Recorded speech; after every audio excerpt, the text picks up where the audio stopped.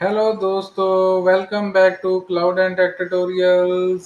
सत श्री अकाल, सलाम एंड नमस्कार। मैं हूं अमृतपाल। आज आपके सामने लेके आ रहा हूं rabbit MQ install on cloud. Specifically AWS पे हम इंस्टॉल करेंगे रैबिट एमक्यू और क्लस्टर मोड में इंस्टॉल करेंगे और डिस्कस करेंगे कौन सा नया बैकएंड आप यूज़ कर सकते हो रैबिट एमक्यू में। और काफ़ी इंटरेस्टिंग टॉपिक है, तो शुरू करते हैं।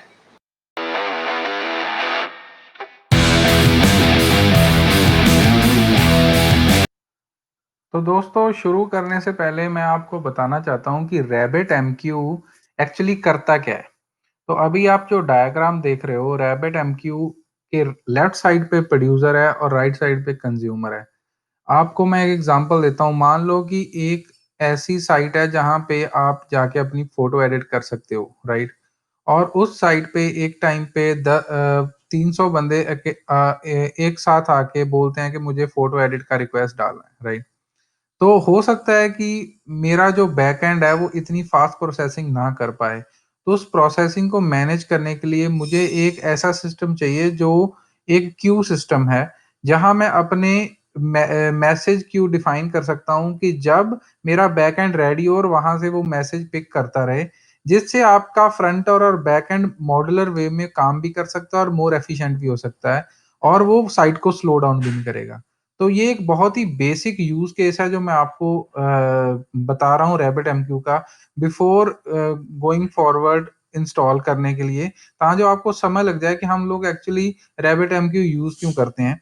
इस रेफरेंस के बाद मैं कभी भी एप्लीकेशन रेफरेंस नहीं यूज करूंगा इस वीडियो में, लेकिन फिर भी मुझे ये लग रहा था कि विदाउट नोइंग कि रैबिट एमक्यू किस लिए यूज होता है, मुझे डायरेक्टली ये इंस्टॉल स्टार्ट नहीं करना चाहिए।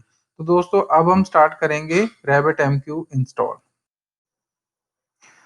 तो दोस्तों, ये मेरा समीटिक डायग्राम है जिस तरह मैं फॉलो करूंगा। मैं इस वीडियो में एडब्ल्यूएस में इंस्टांसेस बनाऊंगा दो, ठीक है। और पहले हम एक इंस्टांस को रैबिट एमक्यू इंस्टॉल करेंगे और फिर हम सेकंड इंस्टांस में रैबिट एमक्यू इंस्टॉल करेंगे। हम इसके अंदर एक रैबिट एमक्यू में AWS पीयर डिस्कवरी बैकएंड है उसको यूज करेंगे और दोनों को क्लस्टर में डालेंगे। और देन हम बाद में उसको ELB की तरफ से एक्सेस करके देखेंगे और देखेंगे कि क्या हमारा क्लस्टर प्रॉपरली, जब हम AWS को ELB से एक्सेस करते हैं, क्या हमें वो क्लस्टर मोड में दोनों इंस्टांसेस दिखते हैं कि नहीं दिखते। ये है मेरा लोड बैलेंसर, जो मेरा ये दो इंस्टांसेस को होल्ड कर रहा है। और ये जो मेरे दो इंस्टांसेस हैं दोस्तों, ये हैं रैबिट एमक्यू के इंस्टांस, दो नोड्स जिन पे मैं रैबिट एमक्यू क्लस्टर इंस्टॉल करूंगा। और ये दोनों T2 माइक्रो हैं। और यहाँ मैंने ऑटो स्केलिंग ग्रुप भी यूज़ कर रखा है, बिकॉज मैंने आगे जाके ऑटो स्केलिंग ग्रुप की वो फंक्शनैलिटी को यूज़ करना है AWS के पीयर डिस्कवरी प्लगइन को लेके। तो ये मेरा बेसिक इंफ्रास्ट्रक्चर है दोस्तों। तो चलो फिर अब शुरू करते हैं। तो अभी हम हर इंस्टांस पे कैसे करेंगे रैबिट एमक्यू इंस्टॉल, उसके मैंने ये कुछ प्री रिक्विजिट बना रखे हैं, राइट।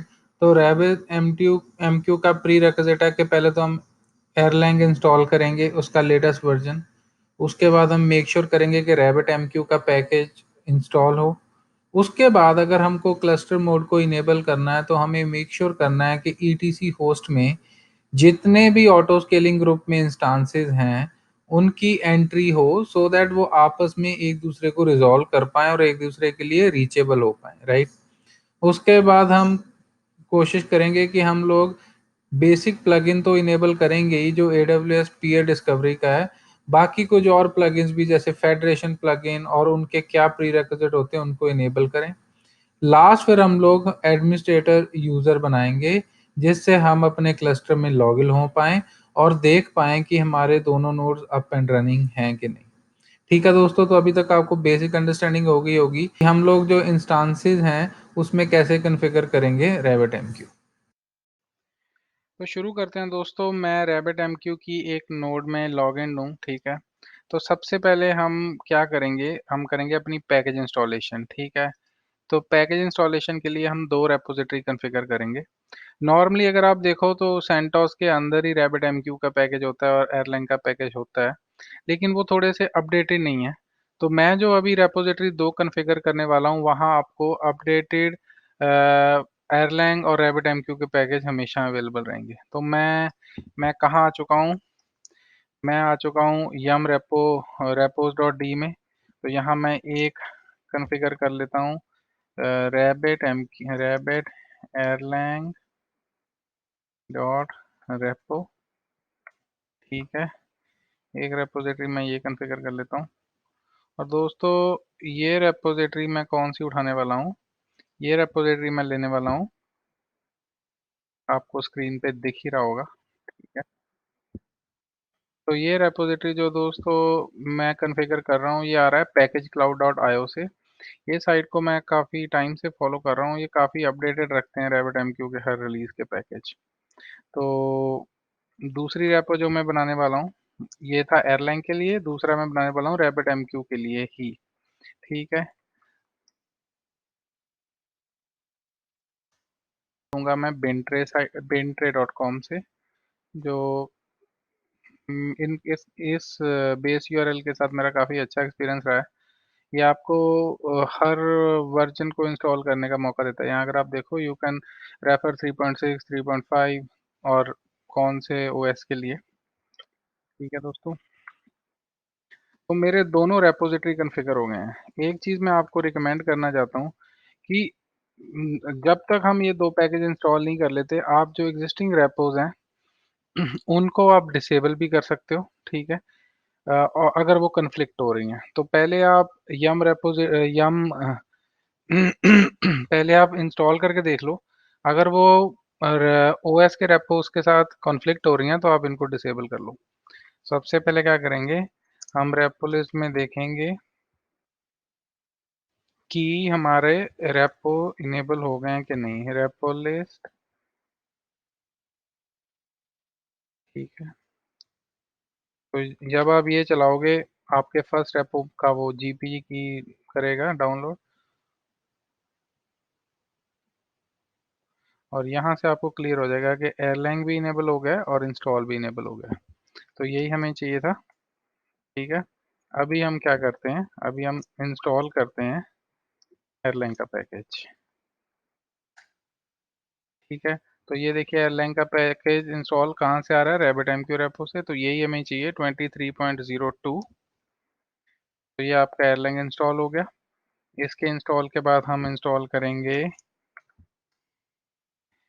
एक पैकेज है पर्ल-जेसॉन। ये इंस्टॉल कर लीजिए इन केस आपको कुछ लिखना पड़े, स्क्रिप्टिंग वगैरह करनी पड़े, तो ये पैकेज काफ़ी हैंडी पैकेज है।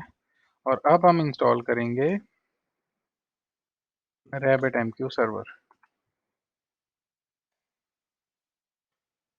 ठीक है, तो इसके लिए ये इसका डिपेंडेंट सॉकेट पैकेज है, वो बेस से उठा रहा है, और RabbitMQ पैकेज वो RabbitMQ इंस्टॉल से उठा रहा है।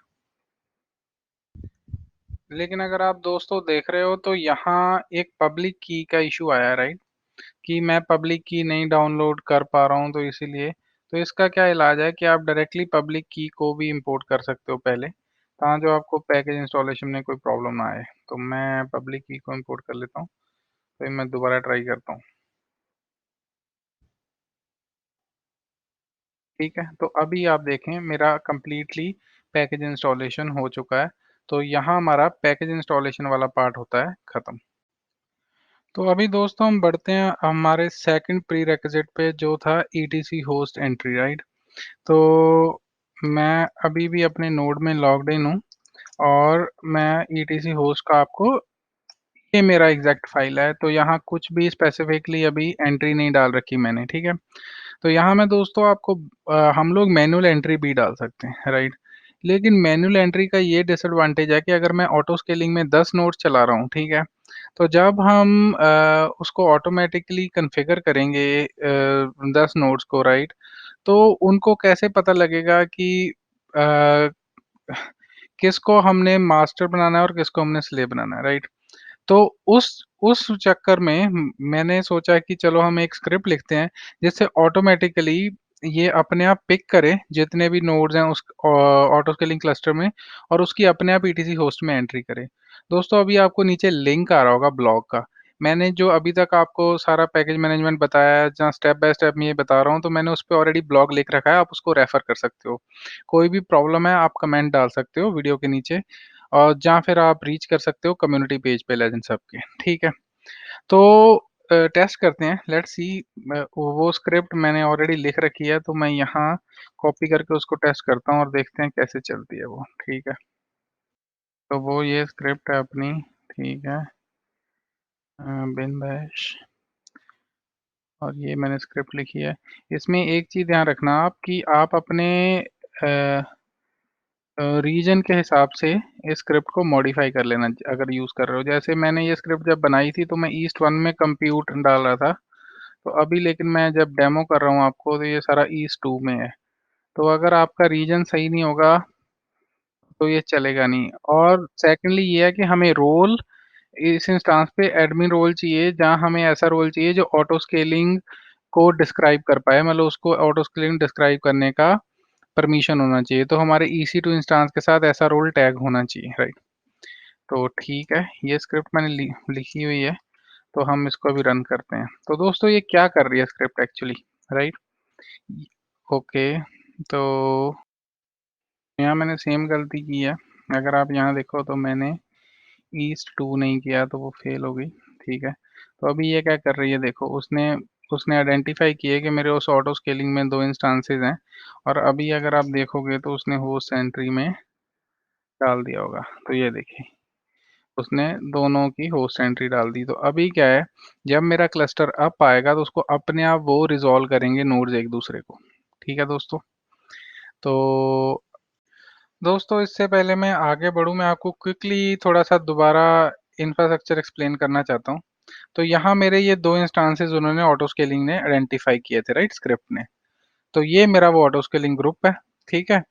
इस ग्रुप के अंदर अगर मैं देखूँ तो यही मैं 2 इंस्टांसेस की बात कर रहा था जो मैंने अभी हाइलाइट किए थे। तो एक तो ये मेरा पार्ट है। तो इसका मतलब अगर यहाँ 10 होते तो वो 10 इंस्टांसेस को पिक करता और 10 की एंट्रीज़ ईटीसी होस्ट में डालता, ठीक है? दूसरा जो मेरा कंपोनेंट है वो है लोड बैलेंसर। तो लोड बैलेंसर क्या कर रहा है, लोड बैलेंसर वही जो करता है कि रैबिट एमक्यू के पीछे उसके 2 इंस्टांसेस हैं, वो ऑटो स्केलिंग ग्रुप के से डिटेल्स लेता है और उसको पीछे अपना राउट करता है जो भी ट्रैफिक आती है, राइट दोस्तों? तो अब हम नेक्स्ट जहाँ बढ़ने वाले हैं वो है हमारा कि हम एक्चुअली AWS डिस्कवरी प्लगइन को यूज़ करके कैसे करेंगे ये रैबिट एमक्यू की ऑटोमेशन। हम करेंगे थोड़ी सी ज्ञान की बात, राइट? ये काफ़ी इंपॉर्टेंट है। तो पीयर डिस्कवरी के बहुत सारे मेथड हैं रैबिट एमक्यू की साइट पे, राइट? पहला है कि आप कॉन्फ़िग फाइल को यूज़ करो। दूसरा है कि अगर आप ये प्लेटफ़ॉर्म यूज़ करते हो तो इनके बैकएंड प्लगइन बन गए हैं पीयर डिस्कवरी के। तो हमारा प्लेटफ़ॉर्म कौन-सा है? AWS। तो AWS प्लेटफ़ॉर्म के 2 तरीके हैं दोस्तों, या तो आप अपनी कीज़ को एक्सपोज़ करो और अपना रीज़न दे दो और ये अपने आप बैकएंड में ये कीज़ को यूज़ करके जितने भी आपके नोड्स हैं उस ऑटो स्केलिंग क्लस्टर में एक नोड को क्लस्टर नोड बना के बाकी उसमें अटैच करने की कोशिश करेगा RabbitMQ। लेकिन ये मेथड मुझे इतना अच्छा नहीं लगता बिकॉज़ ये की रोटेशन की सिरदर्दी हमारे सिर पे आ जाती है। सो बेटर ये है कि हम की रोटेशन की जगह आई एम रोल्स यूज़ करें। ठीक है। आई एम रोल्स दोस्तों मैंने क्या किया कि अपने जो जब मैंने ये इंस्टांसेस बनाए तो मैंने अपने इंस्टांसेस को ना ये वाला रोल दे दिया है, अटैच कर दिया अपने इंस्टांसेस के साथ। तो ये मेरे इंस्टांसेस और मेरा ऑटो स्केलिंग ग्रुप अभी कैपेबल है कि वो अपने ऑटो स्केलिंग इंस्टांसेस को डिस्क्राइब कर सकता है और उसके अंदर जो इंस्टांसेस रजिस्टर है उनको डिस्क्राइब कर सकता है। अभी क्योंकि मेरे पास ये रोल है, राइट? तो मुझे अभी कीज़ कॉन्फ़िगर करने की ज़रूरत नहीं है बैकएंड में। मैं क्या यूज़ कर सकता हूँ? मैं यूज़ कर सकता हूँ टैग्स। तो दोस्तों मैं अभी क्या यूज़ करूँगा? मैं AWS peer discovery backend use करूँगा यूजिंग टैग्स। तो मैंने अपने एनवायरनमेंट में 2 टैग्स बनाए हैं दोस्तों, RabbitMQ सर्विस का नेम और रीजन का US ईस्ट 1। तो दोस्तों मैंने अपने इंस्टांसेस को टैग दे रखे हैं 2, एक तो है रीजन जो है US ईस्ट 2 मेरा और सर्विस है मेरी रैबिट एमक्यू और ये मैंने दोनों ही इंस्टांसेस को दे रखे हैं। अभी क्या होगा कि मेरा जो कॉन्फ़िग फाइल होगा रैबिट एमक्यू का वो देखेगा अच्छा टैग मेथड है, कौन से टैग्स हैं? अच्छा मैच हो रहे हैं, ये इसको मैंने क्लस्टर का पार्ट बनाना है और वो अपने आप ईटीसीओ एंट्रीज हमने ऑलरेडी ऑटोमेट कर दी हैं। प्लगइन हमारे इनेबल होंगे और वो उसको अपने आप क्लस्टर का पार्ट बना देगा। तो दोस्तों अभी हम आगे बढ़ते हैं प्लगइन इनेबलमेंट में। तो RabbitMQ इंस्टॉल हो गया, होस्ट एंट्रीज हमारी सॉर्ट आउट हो गई। तो हम लोग बेसिकली 3 या 4 प्लगइन्स हैं जिनको हम इनेबल करेंगे। पहला प्लगइन है हमारा RabbitMQ मैनेजमेंट प्लगइन, ठीक है। इसके डिपेंडेंट प्लगइन अगर होंगे तो वो अपने आप उसको इनेबल कर देगा। दूसरा प्लगइन है मेरा फेडरेशन का प्लगइन। ज़रूरी है अगर आप ऑथेंटिकेशन वगैरह में बिलीव करते हो, राइट, ऑथराइजेशन में, ठीक है। और जो थर्ड प्लगइन है जो मैं इनेबल करूंगा ऑफलाइन मोड में, वो जो मैंने अभी आपके साथ डिस्कस किया, पीयर डिस्कवरी प्लगइन एडब्ल्यूएस के लिए, राइट। और जब हमारे ये प्लगइन इनेबल हो गए, उसके बाद हम कॉन्फ़िगर करेंगे अपनी RabbitMQ फाइल। तो RabbitMQ फाइल हमारी सबसे, आप बोल सकते हो कि वाइटल फाइल है जिसको जिसको RabbitMQ सर्विस रीस्टार्ट पे रेफर करता है। तो इस फाइल में हम लोग बैकएंड कॉन्फ़िगर करेंगे। अगर आप फर्स्ट वाला देखो तो पीयर डिस्कवरी बैकएंड मैंने बोला है कि AWS वाला यूज करो। रीजन ऑब्वियसली क्योंकि मैंने ये फाइल पहले से कॉपी कर रखी थी, तो रीजन मेरे केस में यूएस ईस्ट 2 में अभी मैं कर रहा हूँ वीडियो शूट।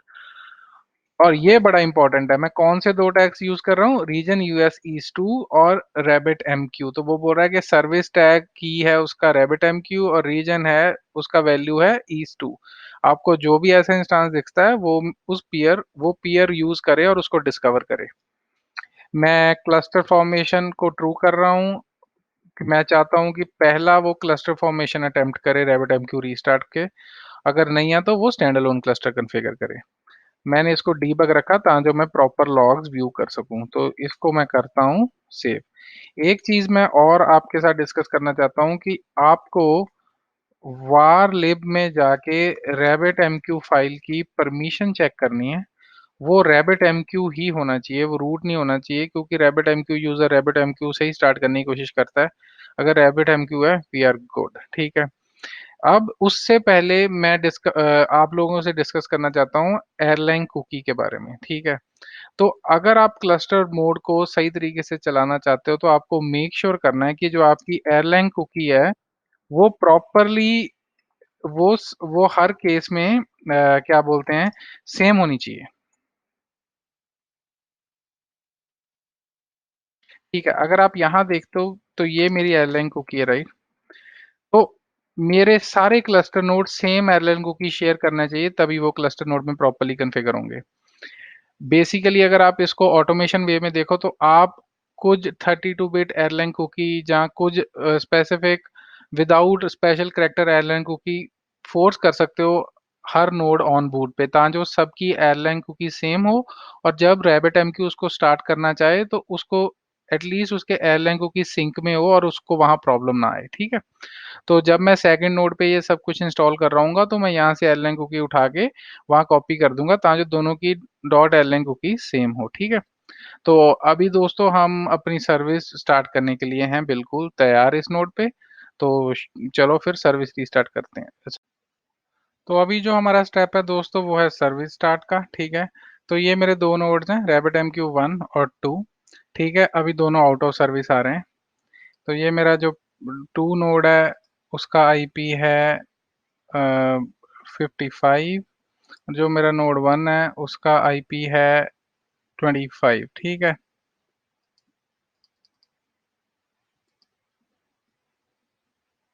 तो दोस्तों मैं 55 वाले नोड में हूँ, मीन्स मैं नोड नंबर 2 में हूँ, ठीक है। तो दोस्तों अभी मैं क्या करूँगा, क्योंकि यहाँ मेरा प्रॉपर सेटअप हो चुका है, अभी सेकंड नोड को मैं कॉन्फ़िगर करूँगा पहले। लेकिन मैं आपका सॉरी फर्स्ट नोड को, सेकंड नोड को मैं ऑलरेडी कॉन्फ़िगर कर चुका हूँ आपके साथ। तो मैं यहाँ करता हूँ अभी service RabbitMQ server start. Okay, जब मैं ये सर्विस स्टार्ट करूंगा तो अभी इस नोड पे RabbitMQ मेरा स्टार्ट हो रहा है, ठीक है। अभी क्या है कि हम लोगों ने प्लगइन भी इनेबल किए थे। आप लोग RabbitMQ plugin hyphen hyphen list करके वो भी देख सकते हो कि कौन कौन से प्लगइन इनेबल्ड हैं इस सिस्टम पे, right.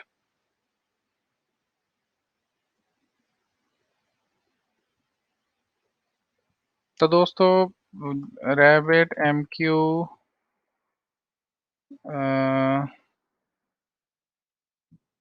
Plugins hyphen hyphen list. I think मैंने कुछ गलत लिख दिया लग रहा है। ठीक है, सिर्फ लिस्ट है, हाइफन हाइफन नहीं है दोस्तों। तो ये सारे इनेबल्ड प्लगइन आपको दिखाएगा। ठीक है, जो मैंने स्टार्टिंग में इनेबल किया था।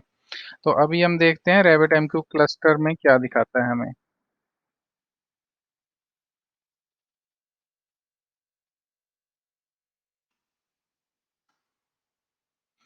तो दोस्तों ये दिखा रहा है रैबिट एमक्यू क्लस्टर की हेल्थ। वो दिखा रहा है कि अभी सिर्फ नोड यही चल रही है उसमें। ठीक है, और ये इनेबल्ड प्लगइन्स हैं। ठीक है, एयरलाइन का वर्जन 23 है। और प्रोसेसेस काफ़ी आपको इन्फॉर्मेशन दे रहा है, राइट। लेकिन अभी आपका यहाँ कोई दूसरे नोड का कोई कुछ नामो निशान नहीं है, राइट। तो अभी क्या कर रहा हूँ मैं दोस्तों, सेकंड नोड में कॉन्फ़िगर करूंगा कौन से स्टेप तक, एयरलाइन कुकी सिंक तक। उसके बाद मैं ये दोनों नोड्स को एक स्क्रीन पे लाके सेकंड नोड में मैं जब सर्विस को करूंगा स्टार्ट, तो मैं आपको दिखाऊंगा कि इस नोड में कैसे ऑटोमेटिकली वो सर्वर ऐड हो जाता है। और मैं आपको दिखाऊंगा कि सेकंड नोड में लॉग्स में क्या ऐसा होता है जिससे वो अपने आप इसको पिक कर लेता है। ठीक है दोस्तों। तो दोस्तों लेफ्ट साइड पे है मेरी नोड 2 जो पहले से कॉन्फ़िगर थी। राइट साइड पे है मेरी नोड 1 जो मैंने अभी कॉन्फ़िगर किया है। अगर आप लास्ट ऐप देखो तो मैंने एयरलाइन कुकी को भी सिंक कर दिया है, दोनों की एयरलाइन कुकी सेम है। तो अभी मैं क्या करने वाला हूँ, सेकंड नोड पे स्टार्ट करने वाला हूँ सर्विस को। लेकिन उससे पहले मैं क्या करता हूँ, वॉच में डाल देता हूँ कौन सी सर्विस को, रैबिट एमक्यू क्लस्टर को।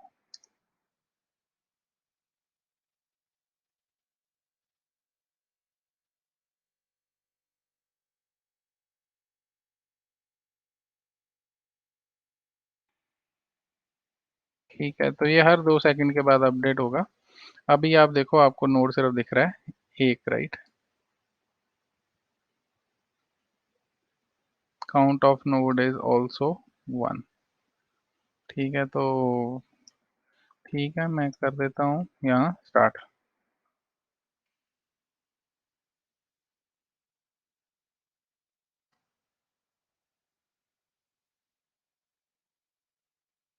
ये मेरी अभी हो रही है नोड स्टार्ट। ठीक है,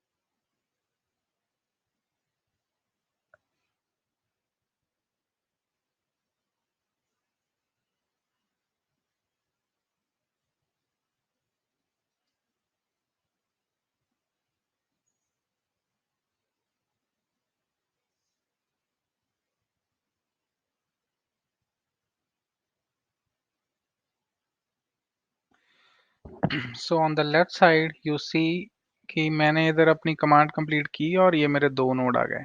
ठीक है, तो सर्वर रैबिट एमक्यू सर्वर को रीस्टार्ट किया मैंने नोड 1 पे, और नोड 2 पे अपने आप मेरे दो सर्वर डिस्कवर हो गए, क्लस्टर में चले गए। सो ये हमारा यहाँ कंप्लीट होता है कि किस तरह हम बैक एंड यूज़ करके इसको अपने आप क्लस्टर में डाल सकते हैं, हमें कोई ज्वाइन क्लस्टर की कमांड नहीं चलानी पड़ती। ठीक है दोस्तों।